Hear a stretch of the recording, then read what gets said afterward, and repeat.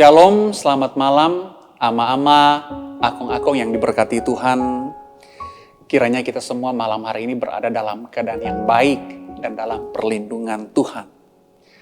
Akhirnya kita bisa berjumpa sekali lagi dalam ibadah komisi Usia Indah pada malam hari ini. Karena itu mari kita menyiapkan kehidupan kita untuk beribadah kepada Tuhan. Mazmur pasal 62 ayat 6 dan 7 berbunyi demikian. Hanya pada Allah saja kiranya aku tenang, sebab daripadanya lah harapanku. Hanya dialah gunung batuku dan keselamatanku, kota bentengku, aku tidak akan goyah. Dalam pengembaraan kita selama kita di dunia, tidak jarang kita diperhadapkan dengan berbagai masalah atau diperhadapkan dengan berbagai pergumulan. Namun hari ini kita bisa ada sebagaimana kita ada, semua tentunya karena Tuhan yang baik, Tuhan yang setia itu menjaga, memelihara dan menaungi hidup kita. Karena itu mari pada saat ini kita memuji Tuhan yang setia itu, yang tidak pernah meninggalkan kita itu. Lewat KPPK 222, sandar pada lengan yang kekal. KPPK 222, sandar pada lengan yang kekal.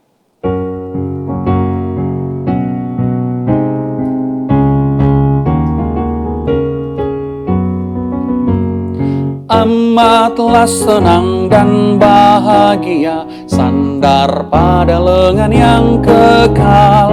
Amat besarlah damai berkatnya, sandar pada lengan yang kekal. Sandar, sandar, ku aman tiada bahaya. Sandar, sandar, sandar pada lengan yang kekal. Sungguh indahlah jalan musafir, sandar pada lengan yang kekal.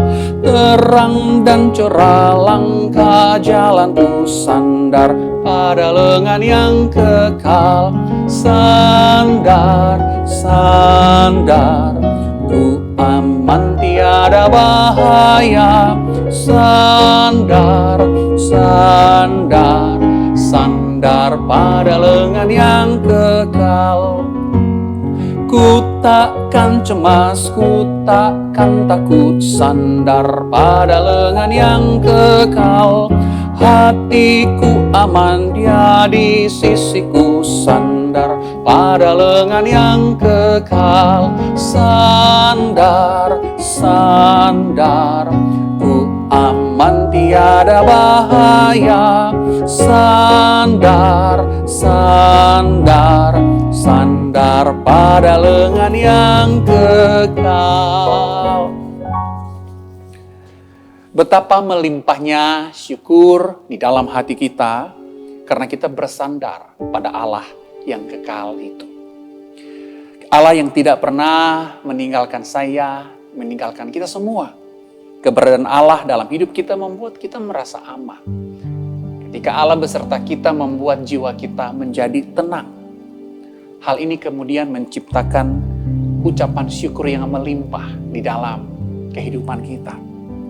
Karena itu mari ama-ama, akung-akung sekali lagi kita akan memuji Tuhan lewat KPPK 309. KPPK 309 dengan judul Bapa di Sorga, hatiku bersyukur.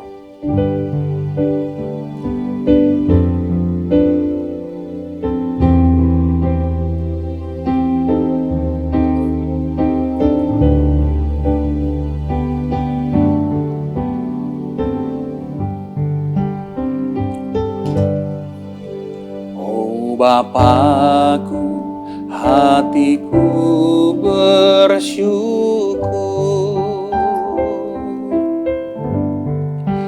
Bapa sorga, hatiku bersyukur.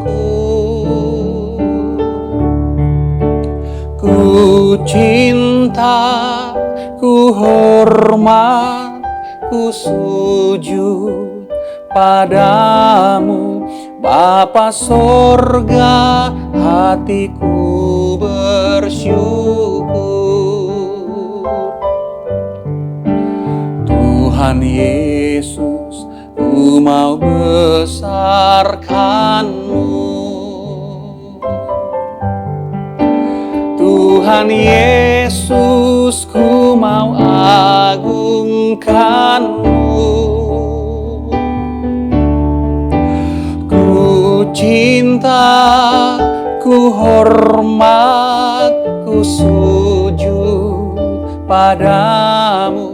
Tuhan Yesus, ku mau agungkan-Mu. Roh Kudus menghibur hatiku. Roh Kudus menghibur hatiku. Ku cinta, ku hormat, ku sujud padamu. Roh Kudus menghibur hatiku. Baik, saat ini kita akan sama-sama mendengar, membaca, dan merenungkan firman Tuhan. Nanti kemudian doa syafaat akan dilakukan setelah kita membaca dan merenungkan firman Tuhan. Mari kita membuka Alkitab kita. Kita membuka Alkitab kita dari Matius pasalnya yang ketiga. Matius pasalnya yang kelima. Matius pasalnya yang kelima, ayat yang ketiga. Sekali lagi, Matius pasal 5, ayatnya yang ketiga. Saya akan membaca bagian firman Tuhan ini buat kita semua. Ama-ama akung-akung bisa memperhatikan di Alkitab kita masing-masing. Matius pasal 5, ayat yang ketiga. Firman Tuhan berbunyi demikian. Berbahagialah orang yang miskin di hadapan Allah, karena merekalah yang empunya kerajaan sorga. Sekali lagi, berbahagialah orang yang miskin di hadapan Allah, karena merekalah yang empunya kerajaan sorga. Nah, ama-ama akung-akung yang diberkati Tuhan, tema yang diberikan kepada saya malam hari ini untuk sama-sama kita renungkan, itu memahami makna miskin. Jadi seperti dalam ayat yang sudah kita baca, kita akan memahami apa sih yang dimaksud dengan berbahagialah orang yang miskin. Beberapa waktu yang lalu topik ini pernah juga saya bawakan di Sapaan Pastoral. Jadi ada banyak kesamaan antara pembahasan kita dalam perenungan firman Tuhan malam hari ini dengan apa yang sudah pernah saya sampaikan dalam Sapaan Pastoral. Nah, saudaraku yang diberkati Tuhan, ama-ama akong-akong, salah satu perilaku yang ngetop pada zaman ini atau pada akhir-akhir ini adalah banyak orang yang ingin kelihatan kaya. Mereka memamerkan jumlah rekeningnya, memamerkan jumlah mobilnya, memamerkan jumlah rumah yang mereka miliki. Makanya tidak heran banyak orang tergila-gila dengan kekuasaan. Karena bagi mereka kekuasaan adalah salah satu jalan untuk mencapai kekayaan. Nah, saudara-saudara yang diberkati Tuhan, ada juga orang yang ingin kelihatan kaya, meskipun memang tidak sekaya penampilan. Bergantian mobil, padahal mobil pinjaman. Mereka memakai cincin berlian di 10 jarinya, padahal berlian tiruan. Nah, saudara-saudara, salah satu konsep yang menyesatkan pikiran banyak orang adalah harga diri kita atau harga diri seseorang ditentukan oleh besarnya jumlah kekayaan yang dia miliki. Jadi semakin kaya seseorang, semakin berkualitas atau semakin tinggi nilai kehidupannya. Nah, ama-ama akung-akung yang diberkati Tuhan, hal yang menarik dari pembacaan kita pada malam hari ini adalah Tuhan Yesus malah berkata hal yang sebaliknya. Dalam pembacaan kita Tuhan Yesus berkata demikian. Berbahagialah orang yang miskin di hadapan Allah. Sekali lagi, berbahagialah orang yang miskin. Nah, sekarang kita mau coba memahami ini. Sebenarnya apa yang Tuhan Yesus maksudkan lewat ucapan berbahagialah orang yang miskin? Nah, kalau kita melihat dalam Alkitab yang sedang kita baca dalam bahasa Indonesia, di sana memakai kata miskin, berbahagialah orang yang miskin. Sebenarnya kalau diterjemahkan lebih literal atau lebih harfiah dari bahasa aslinya, seharusnya diterjemahkan berbahagialah orang yang miskin dalam roh. Karena memang kalau pakai bahasa aslinya ada tuh tambahan miskin dalam roh. Nah, meski demikian kata miskin dalam Alkitab yang kita baca, berbahagialah mereka yang miskin, itu dapat dipahami dengan dua hal. Atau dapat dipahami dari dua sisi. Pertama, berbahagialah orang yang miskin dalam roh, tetapi juga mereka yang miskin dalam hal materi. Jadi bisa berarti memang dia miskin secara materi, dan bisa juga dia miskin secara spiritual. Nah, saudara-saudara yang diberkati Tuhan, apa sebenarnya yang ingin Yesus katakan? Nah, nilai kebajikan atau nilai hal yang baik yang ingin ditekankan Yesus melalui kata miskin atau melalui frasa miskin di hadapan Allah, itu adalah kebergantungan total kita di hadapan Allah. Artinya begini, ama-ama aku. Ketika kita miskin di hadapan Allah, itu berarti segala kehidupan kita, apa yang kita miliki, semuanya hanya karena Allah. Seolah-olah kita ini pengemis, dan segala kehidupan kita itu berasal dari Allah. Kalau tidak ada Allah, maka kita tidak ada. Kita tidak bisa hidup. Kita mati, kita terabaikan, kita terbengkalai. Jadi segala sesuatu yang kita miliki, semua karena Allah. Nah, ama-ama yang diberkati Tuhan, mereka yang miskin di hadapan Allah, mereka yang memiliki sikap seperti ini, adalah mereka yang benar-benar menggantungkan hidup mereka, baik secara materi atau secara spiritual, hanya kepada Allah. Mereka menyadari bahwa di luar Allah, mereka terhampas, mereka terhilang, mereka tidak berdaya, mereka tidak berarti.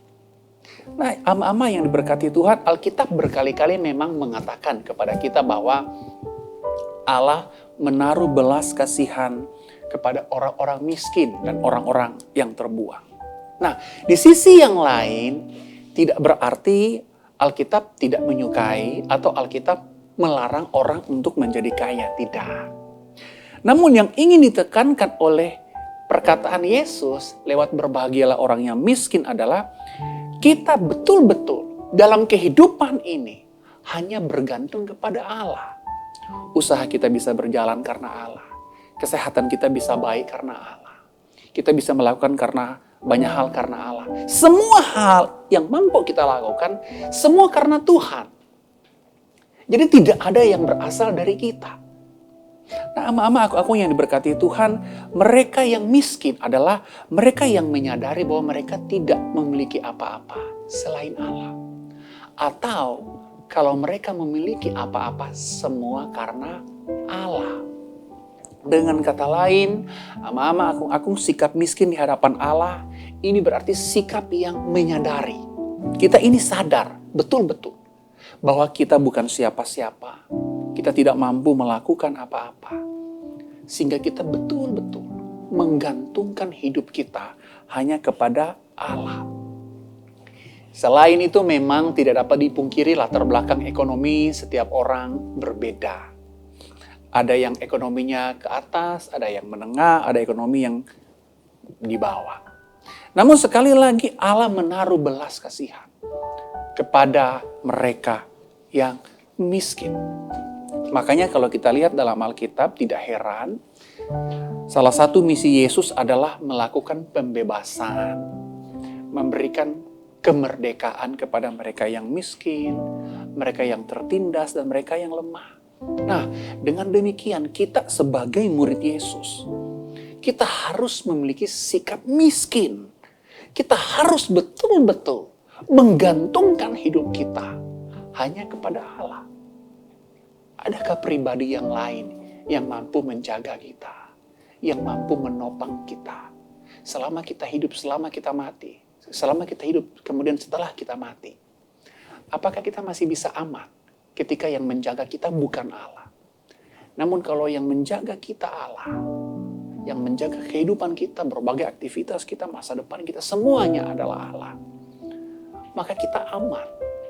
Itulah yang dimaksud dengan berbahagialah mereka yang miskin di hadapan Allah.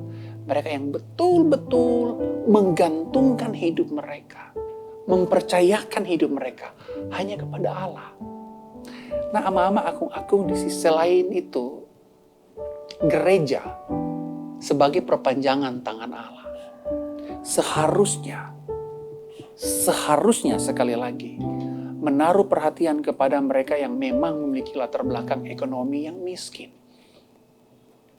Allah meminta kita untuk menjadi saluran berkat dari Allah untuk memberkati atau menjadi berkat bagi mereka yang berkekurangan. Di masa pandemi Corona, kita mendengar banyak orang yang kekurangan, banyak orang yang kelaparan. Beberapa waktu yang lalu, saya sempat menonton sebuah video yang dibagikan di media sosial. Satu keluarga mereka menggantung diri, bunuh diri, karena mereka tidak mampu lagi cari makan. Nah, bagaimana dengan kita? Banyak orang yang miskin di sekitar kita. Di saat inilah kita akan mempraktikkan bagaimana seharusnya gereja hadir. Gereja hadir betul-betul mendatangkan berkat Allah bagi mereka yang membutuhkan. Nah, saudaraku yang diberkati Tuhan, setelah Yesus mengatakan bahwa berbahagialah orang yang miskin, Yesus memberikan alasannya. Yesus mengatakan demikian, karena merekalah yang empunya kerajaan sorga. Nah, dengan kata lain, pada saat kita betul-betul menggantungkan hidup kita kepada Allah, maka kerajaan sorga mendekat kepada kita. Allah mendekat kepada kita. Nah, saudaraku yang diberkati Tuhan, pada saat kita menggantungkan hidup kita hanya kepada Allah, pada saat itulah Allah menjadi harta terindah bagi kita. Pada saat itulah Allah betul-betul menguasai hidup kita. Pada saat itulah kita terhilang. Namun kehilangan kita hilang di dalam Allah. Allah yang menguasai kita. Allah yang menuntun kita. Allah yang memimpin kita. Sehingga ketika kita betul-betul miskin, Allah menjadi harta terindah. Di dalam Allah, kita mendapatkan kepenuhan hidup kita. Mendapatkan kepuasan hidup kita. Bahkan ketika kita miskin secara materi, betul-betul kita merasa kaya. Karena Allah cukup bagi kita. Kiranya firman Tuhan ini menguatkan kita. Matius pasal 5 ayat 3 berkata, berbahagialah mereka yang miskin di hadapan Allah, karena merekalah yang empunya kerajaan sorga. Amin. Mari kita berdoa sekaligus dengan doa syafaat. Bapa, firman-Mu sekali lagi mengingatkan kami bahwa sikap kami seharusnya di hadapan Engkau adalah sikap yang membuat diri kami atau menghadirkan diri kami sebagai orang-orang yang miskin di hadapan Engkau. Karena memang kami menyadari bahwa tidak ada satupun di dalam kehidupan kami yang bukan pemberian Allah. Pekerjaan kami, pemberian Tuhan. Kesehatan kami, pemberian Tuhan. Istri kami, orang tua kami, anak-anak kami, pemberian Tuhan. Kesehatan kami, pemberian Tuhan. Tidak ada satupun dalam hidup kami adalah karena kami. Tidak, Tuhan. Namun semua betul-betul karena Tuhan membimbing, Tuhan menyertai, dan Tuhan memberikan semua itu kepada kami. Karena itu biarlah kami terus menjadi miskin di hadapan Engkau. Karena pada saat kami menjadi miskin, kami menjadi kaya karena Tuhan menolong, Tuhan menyertai, Tuhan memberkati kehidupan kami. Berkatilah kehidupan ama-ama, akung-akung dimanapun mereka berada. Dalam kondisi apapun yang saat ini sedang mereka alami. Biar Tuhan memberkati, memberikan kesehatan, memberikan kekuatan. Berkatilah usaha yang dikerjakan boleh berjalan dengan baik. Untuk pelayanan Komisi Usiawan, Komisi Usia Indah, meskipun pada masa pandemi, meskipun pelayanan dilakukan secara online, streaming, namun kiranya boleh terus memupuk kerohanian kami. Semakin hari kami boleh semakin terus bertumbuh, mengasihi dan mengenal Engkau. Bapa, kami juga berdoa untuk pemerintah kami yang melawan pandemi yang begitu pesat terjadi di bangsa kami. Biar Tuhan menolong pemerintah kami, boleh menangani semua pandemi yang besar ini yang terjadi di banyak provinsi di Indonesia, boleh tertangani dengan baik karena Tuhan yang campur tangan. Kami berdoa buat anak-anak, buat cucu-cucu dari ama-ama dan akong-akong dimanapun mereka berada. Baik mereka yang berada di Ambon atau mereka berada di luar Ambon. Jagailah Tuhan, sertailah, dan peliharalah. Dalam keadaan seperti yang kami rasakan, Tuhan menyertai. Tuhan membimbing, biarlah penyertaan yang sama, bimbingan yang sama, boleh dirasakan oleh anak cucu kami. Kami berdoa kepada Engkau, biarlah pandemi ini boleh cepat berlalu ya Tuhan. Sehingga kami boleh berkumpul sekali lagi dalam gereja Tuhan, boleh beribadah, kami boleh bertemu, berbagi sukacita satu dengan yang lain. Kami berdoa untuk berbagai program gereja kami ke depan, boleh terus dapat kami langsungkan dengan baik, dan setiap program yang kami susun biarlah semuanya untuk kemuliaan nama Tuhan. Terima kasih, kami menyerahkan kehidupan ama-ama, akong-akong, anak cucu kami, kehidupan gereja kami, kehidupan jemaat kami, hanya ke dalam tangan Tuhan yang maha baik, maha kasih, dan maha mulia itu. Dalam nama Yesus kami berdoa. Amin. Bapa, terima kasih.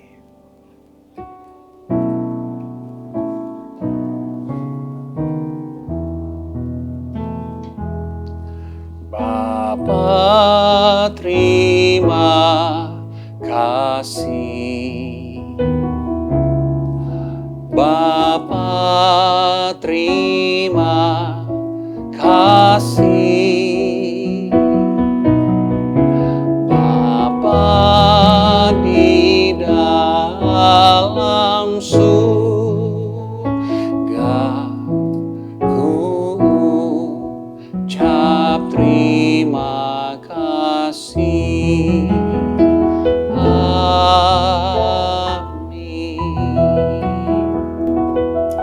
Selamat malam, Tuhan memberkati kita dimanapun kita berada. Penyertaan Tuhan yang sempurna itu terus menyertai kita. Amin.